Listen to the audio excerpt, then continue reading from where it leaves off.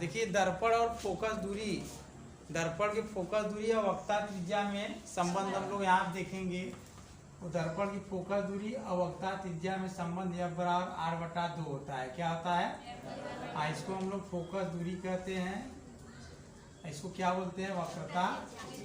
हाँ ठीक है, एक संबंध लिख लीजिए, इसका हम लोग निगमन करेंगे। क्या करेंगे?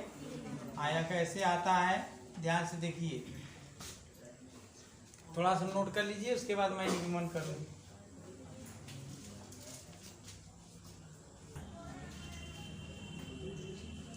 देखिए एक अवतल दर्पण हम लेते हैं, ठीक है, चाहे अवतल लीजिए चाहे उत्तल लीजिए। ठीक, एक अवतल दर्पण लेते हैं। दर्पण का मध्य बिंदु क्या होता है? ध्रुव होता है। ठीक, और दर्पण का ये वक्रता केंद्र है, और इसको जो है हम लोग ध्रुव से मिला दिए थे, मुख्य अक्ष हो गया। क्या हो गया? मुख्य अक्ष। ठीक, और यहाँ पर मान लीजिए फोकस है। क्या है? हमें सिद्ध करना है जो फोकस होता है वक्ता त्रिज्या, फोकस दूरी जो होता है वक्ता त्रिज्या का आधा होता है। हम लोग क्या करेंगे, मुख्य अक्ष के समांतर एक किरण यहाँ पे जो है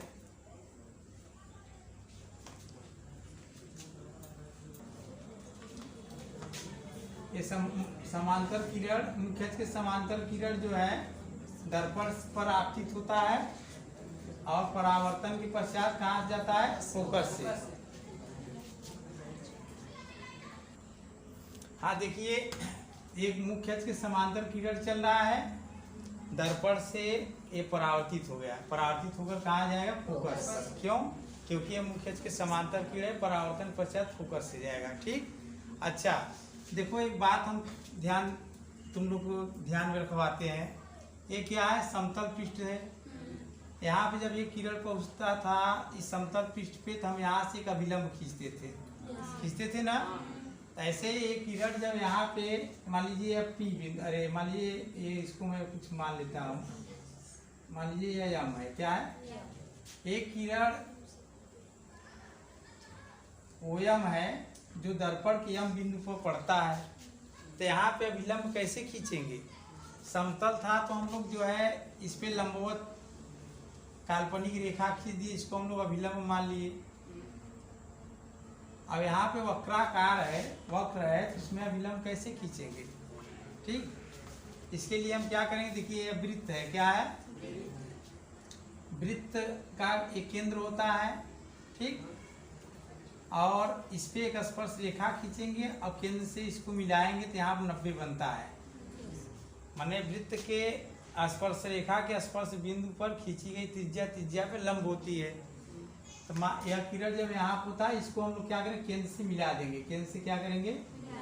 मिला देंगे, ये हमारा अभिलंब हो जाएगा। क्या होगा? C dash. ये केंद्र है ना। वृत्त क्यों बनाए या गोला? देखो ध्यान से, क्या होता है ना, दर्पण किससे बनता है? कांच का गोला से। कांच का गोला से दर्पण बनता है ना।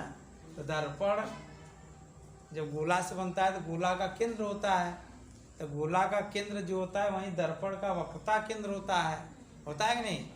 तो जिस बिंदु पर प्रकाश किरण पड़ती है वहां से अब एक मतलब वक्रता केंद्र से एक रेखा खींचेंगे, या क्या होगा? इस पे लंब हो जाएगा।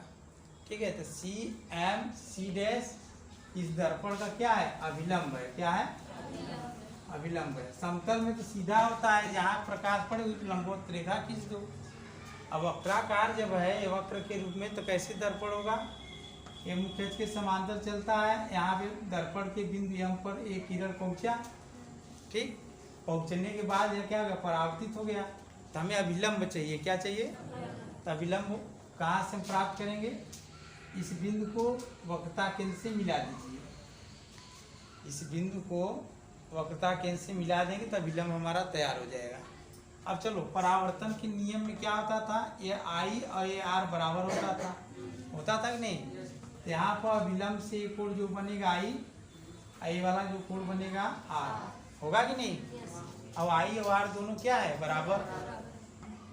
I बराबर R किसमें होता है? परावर्तन में होता है ना। हाँ, पहले इतना आप चित्र बना लीजिए। हाँ, अब चित्र लीजिए, ध्यान से देखिए, यह कोण आई है ना, यह रेखा क्या है बताओ, समांतर है। यह OM है, इसको हम चलो अच्छा ठीक है, तो यह वाला रेखा एक दूसरे के समांतर है। तो चूंकि OM रेखा और इसको भी नाम देते हैं हम लोग, इसको क्या नाम दे दें,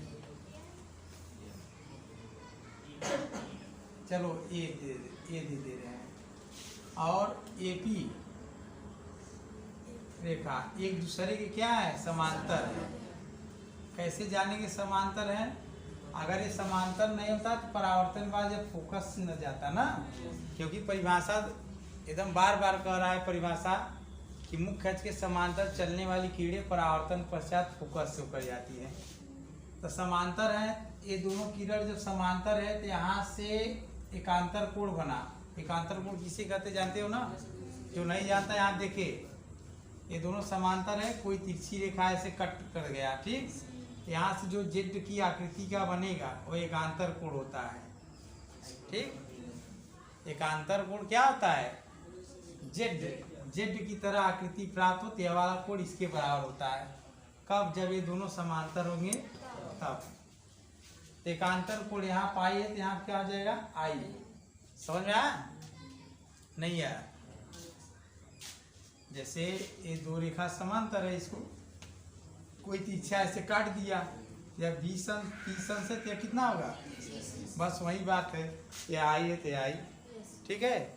अच्छा, तो इसमें देखिए कौन कौन कोण बराबर हो गए, इसलिए कोण OMC बराबर कोण MCP। कोण पढ़ने आता है ना, जिसको नहीं आता ध्यान से देखे। जैसे हमें इसको पढ़ना है तो इस बिंदु को बीच में लेना है, कोण OMC ना, और इसको पढ़ना है तो इसको बीच में लेना है, कोण MCP बराबर क्या है, आई। क्या हो गया, ये दोनों कोण आपस में बराबर हो गए, ठीक। अब परावर्तन के नियम से क्या होगा, परावर्तन के नियम से कोण I बराबर कोण R, परावर्तन के नियम से कोण I बराबर यह वाला कोण इसके बराबर हो गया, ठीक। अच्छा, अब एक और नियम से, इसको पहले इतना नोट करो। हाँ देखिए, हम जानते हैं कि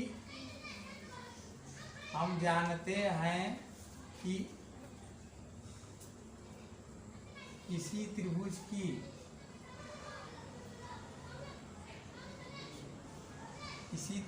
के दो कोण आपस में बराबर हैं, तब किसी त्रिभुज के दो कोण आपस में बराबर हैं, तब उनके संगत भुजा भी आपस में बराबर होंगे। ये गणित का नियम है, थोड़ा सा इसको याद कर लो, ठीक। अगर किसी त्रिभुज के दो कोण आपस में बराबर हैं, उनके संगत भुजा बराबर होंगे। अब देखो ध्यान से, तो कौन कौन दो कोण बराबर हैं, यह वाला, तो कोण I बराबर कोण R, I के संगत ई कोण है ना।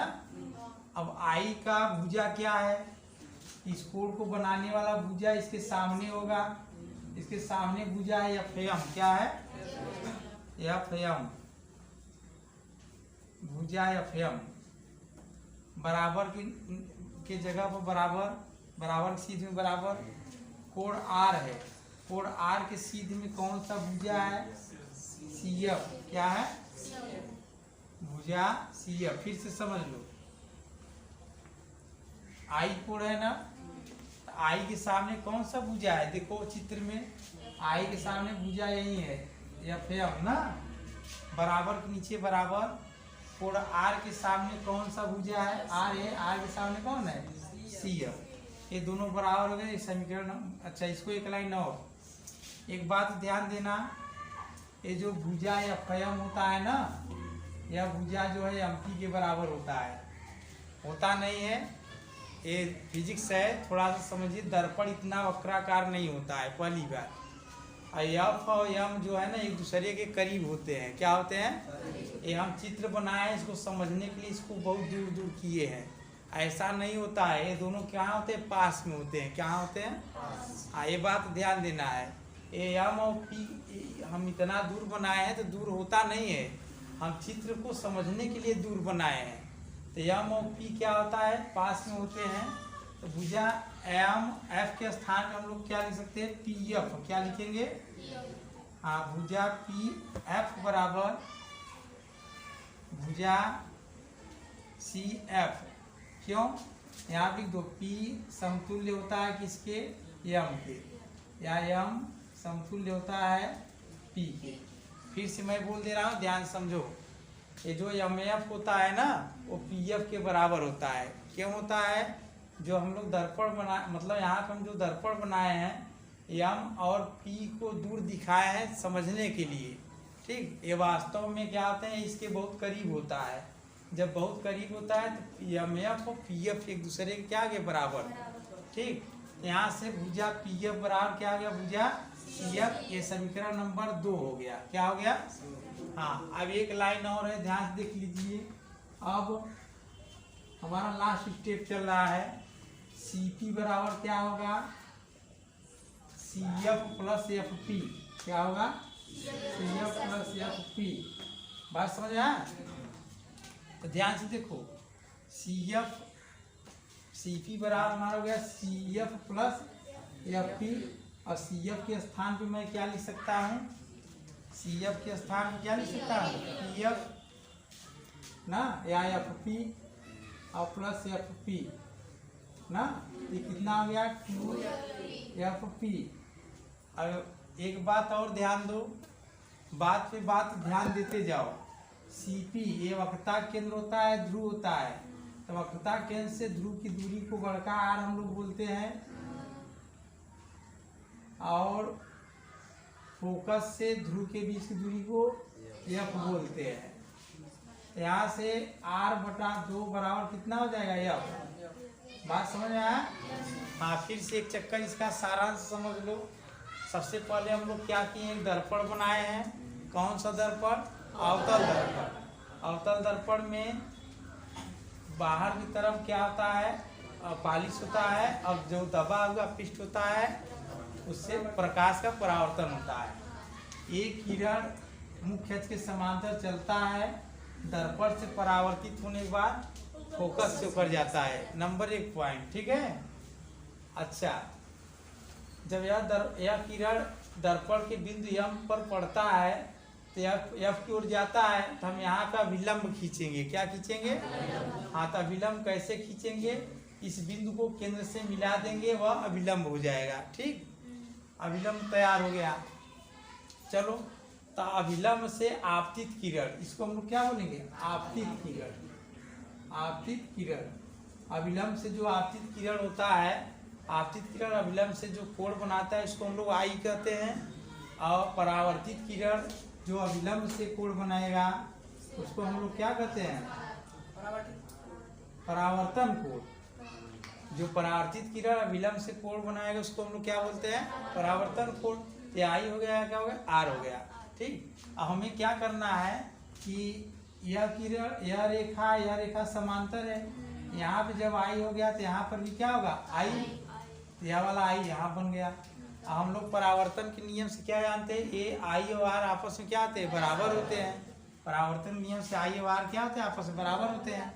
और बराबर कोण के सामने की भुजा हमेशा बराबर होती है।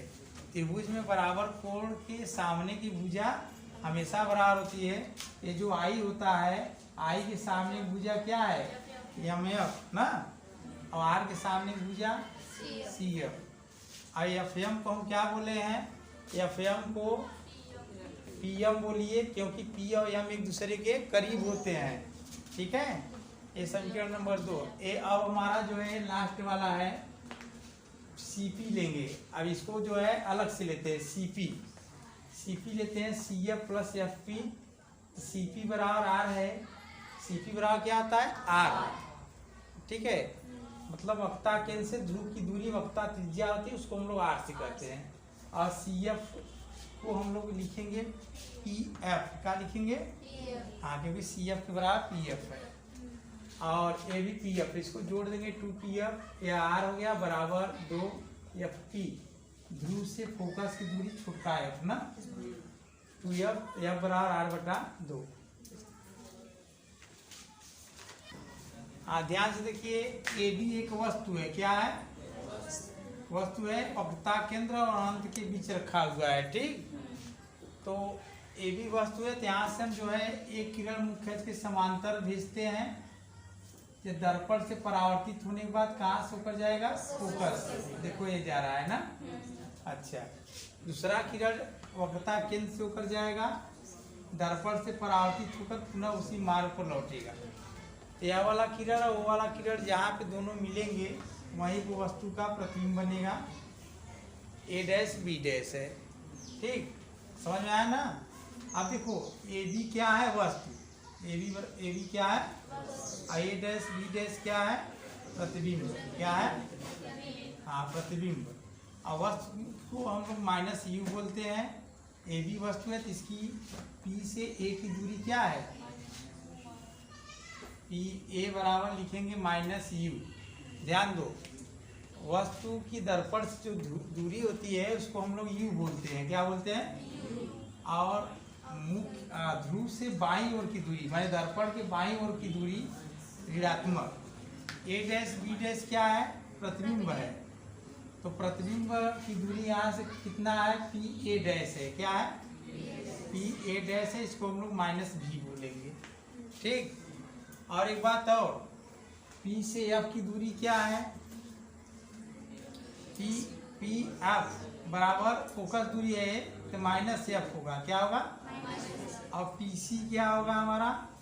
Minus 2F। माइनस हम क्यों ले रहे हैं? फिर से एक चक्कर समझ लो, ये जो दर्पण होता है ना उसके बाईं ओर की दूरी सब ऋणात्मक होती है। और दूरी नापते समय फीता कहाँ लगाना है? प्रारंभ में ध्रुव पर। हर एक दूरी ध्रुव से मापी जाती है ना। तो ध्रुव से वस्तु की दूरी माइनस U, ध्रुव से प्रतिबिंब दूरी माइनस V, और ध्रुव से फोकस की दूरी माइनस F, और ध्रुव से वक्ता केंद्र की दूरी माइनस 2F। वक्ता केंद्र R होता है ना, R बराबर 2F, R बराबर 2F, इसलिए हम इसको ये लिखे हैं। इतना नोट कर लीजिए। चलो देखो ध्यान से, समरूप त्रिभुज। समरूप त्रिभुज है इसलिए यह होता है ना, इसके सभी कोण आपस में बराबर होते हैं। समरूप त्रिभुज ABC और A dash B dash C में, A dash B dash C में, ठीक। तो समरूप त्रिभुज में यह नियम होता है, इसका लंब बटा आधार लेंगे तो इसका भी लंब बटा आधार लेंगे। तो AB बटा BC, AB बटा BC बराबर इसका भी लीजिए A डैश B डैश बटा A डैश C। फिर से समझो, लंब बटा आधार, लंब बटा आधार, लंब बटा आधार, समझ आया ना। AB लंब हो गया, आधार इसको हम मान लेते हैं AC, सही है ना। यहाँ गलत हो गया है। इसका लंब क्या है? A डैश B डैश है, इसका आधार कितना है? A dash C। हम लोग क्या करेंगे, ये वस्तु है, एक प्रतिबिंब है, या वस्तु है क्या है? हाँ, प्रतिबिंब है। वस्तु बटा प्रतिबिंब करते हैं, इसको नीचे भेजते हैं। इस देखो यहाँ ऊपर है, जैसे ही इसको हम बराबर की साइड भेजेंगे नीचे हो जाएगा ना। या नीचे है, जैसे इसको हम वहाँ भेजेंगे ऊपर चला जाएगा। AB या इधर आएगा, क्या हो जाएगा? A डैश B डैश, या वहाँ चला जाएगा AC बटे, समझ आया? नहीं आया? फिर से समझो, इस त्रिभुज का, समरूप त्रिभुज में नियम होता है संगत भुजा का अनुपात और इसके संगत भुजा का अनुपात बराबर। संगत का मतलब इसका लंब तो इसका लंब, इसका आधार तो इसका आधार ना। तो चलो लंब बटा आधार ए बी बटा ए सी बराबर इसका भी लंब बटा आधार ए डैश बी डैश बटा ए डैश सी।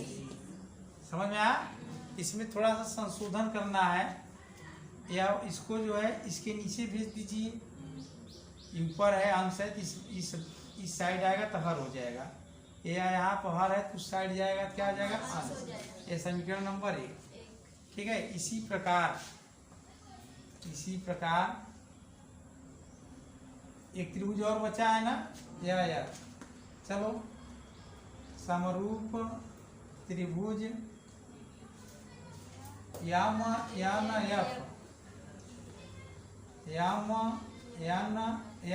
और M N F A dash B dash F में समझ में आया? उसमें भी लंब बटा आधार यम एन बटा एफ एन बराबर इसमें भी लंब बटा आधार A dash B dash A dash F. समझ में आया? अच्छा एक बात और ध्यान दीजिए, यम एन किसके बराबर होगा? यम एन और ए बी क्या होंगे? बराबर होंगे। हम लोग इसके स्थान क्या लिख सकते हैं? ए बी बटा एफ एन बराबर ए डैश बी डैश बटे ए डैश एफ। यहाँ आप लिखो यम एन बराबर ए बी ना, इतना कर लो। हाँ थोड़ा सा देखिए, यह ए बी है ना, थोड़ा सा इसके नीचे एक लाइन और लिख लीजिए। A B A dash B dash उस तरफ क्या था? अंश था, उसको इस साइड करके हर बना लेना है।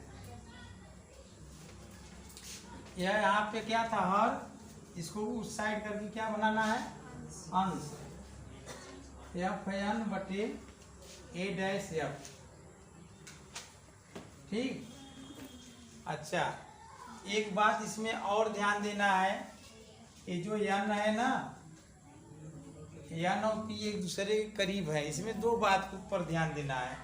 यम एन के स्थान पे ए बी और जो एन एफ है उसको हम लोग पी एफ लिखेंगे। क्या लिखेंगे? हाँ देखो, देखने में तो थोड़ा सा मैंने दूरी दिखाई पड़ रहा है, यह इतना झुका हुआ नहीं होता है। अगर यह झुका हुआ नहीं होता है, ऐसे है, तो जब ऐसे करेंगे तो आपका ये पी और एफ एक दूसरे के पास में आएंगे। यही जो एन एफ था उसको हम लोग पी एफ लिख लेते हैं यहाँ पर। ठीक, पहले एफ एन लिख लो, फिर एक लाइन ए बी बटे ए डैश बी डैश बराबर यहाँ क्या हो जाएगा? P F. जो एफ एन है उसको हम लोग एफ पी लिखेंगे। क्या लिखेंगे? एफ पी और बटे ए डैश एफ। ठीक, ये समीकरण नंबर हमारा 2 होगा।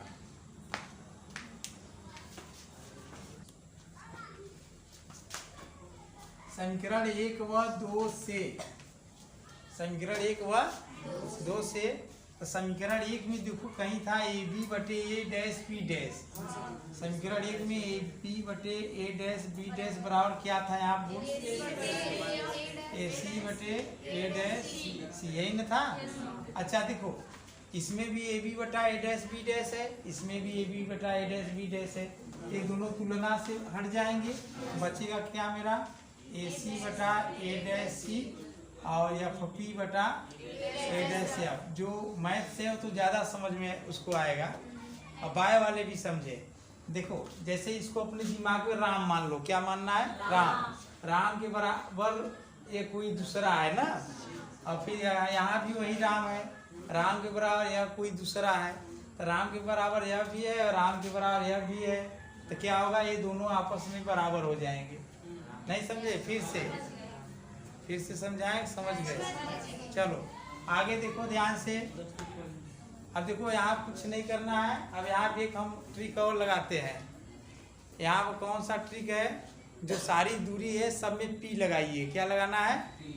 फिर से मैं बोलूँ, यहाँ पे जो आया है संबंध, जितनी दूरी है इसमें सब में पी लगाना है। क्या लगाना है? हाँ, और जब आप पी लगा देंगे तो आंसर आ जाएगा। चलिए ए सी है ना, ए सी को हम कैसे लिखेंगे? P A minus P C. P A minus P C, देखो सब में पी आ रहा है, ए डैश सी, ए डैश सी है ना, इसको लिखो P C minus P A dash, minus P A dash. नहीं समझे, फिर से मैं समझा रहा हूँ।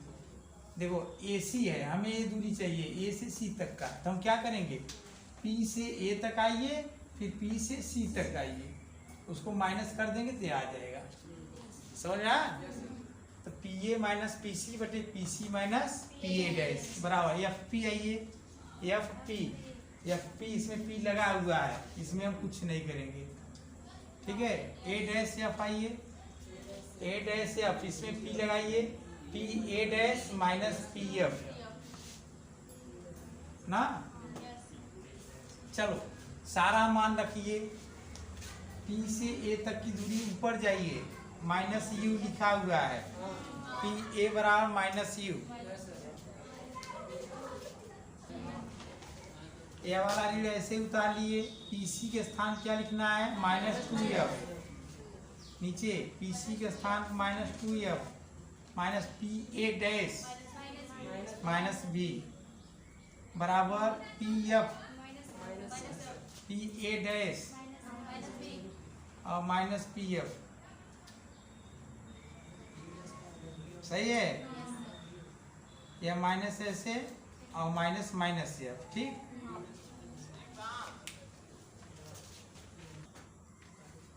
माइनस यू, ठीक, और ऋण ऋण धन, समझ आ रहा ना। फिर माइनस टू एफ और प्लस भी बराबर minus F minus B plus F. अरे कोष्टक पर ऋण है ना, चिन्ह बदल जाएगा। चलो अब तिरछा गुणा हम लोग करते हैं, ऋण यू प्लस टू एफ, पहले कोष्टक देकर लिख लेते हैं, माइनस बी प्लस एफ बराबर माइनस एफ गुणा minus two F plus B, minus two F plus B, ठीक। चलो गुणा करते हैं, ऋण में ऋण का करेंगे धन और यू में भी का करेंगे यू भी, ऋण में धन का करेंगे ऋण, यू में एफ का करेंगे यू एफ, धन में ऋण का करेंगे ऋण टू एफ भी, धन में धन करेंगे टू एफ स्क्वायर, सही है ना। गुणा आता है ना, ऋण में ऋण का गुणा करेंगे हो जाएगा धन टू एफ स्क्वायर और ऋण में धन का करेंगे ऋण एफ भी। अब देखो टू एफ स्क्वायर से टू एफ स्क्वायर गया, ठीक है, यहाँ प्लस है उस साइड जाएगा माइनस, कैंसिल, और कोई कटेगा, अब कोई नहीं कटेगा। चलो यू भी को हम इसी तरफ लिख लेते हैं बराबर, और सबको उस side, U F plus two F भी माइनस एफ भी, समझो ध्यान से, इसको इसी तरफ लिख दिए बराबर, या माइनस इस तरफ है उस तरफ जाएगा प्लस, या माइनस है उस तरफ जाएगा प्लस, यह वाला इसी तरफ है, ठीक है। अब क्या करना है, यू भी बराबर यू एफ प्लस एफ भी, ठीक है। अब क्या करना है, दोनों पक्षों में यू भी से भाग देने पर